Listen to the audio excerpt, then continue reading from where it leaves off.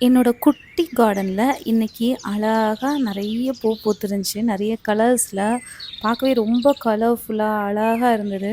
அத தான் உங்ககிட்ட ஷேர் பண்ண போறேன். ஸோ இந்த மாதிரி அ எந்திரிச்சதும் ஒரு க்ரீனிஷ் லுக்கு இந்த மாரி கலர்ஃபுல்லான ஃப்ளவர்ஸ் பார்க்குறக்கு யாருக்கெல்லாம் பிடிக்கும்? அவங்கலாம் சொல்லுங்க.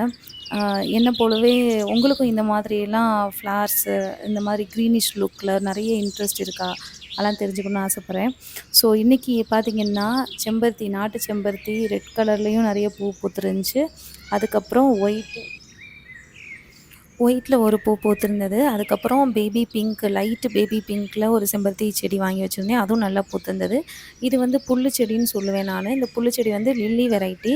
இதுவும் வந்து நல்ல குங்கும கலர்ல அழகா பூத்திருந்தது. இதில ஒயிட்டும் வச்சிருக்கேன். அது பூக்கும்போது உங்கள்ட்ட ஷேர் பண்றேன். லாஸ்ட்டா வந்து நான் வச்சிருக்கிறது பார்த்தீங்கன்னா, ஆ லக்கி மணி பிளான்ட்ன்னு சொல்லுவாங்கல்ல, அதுதான் இது.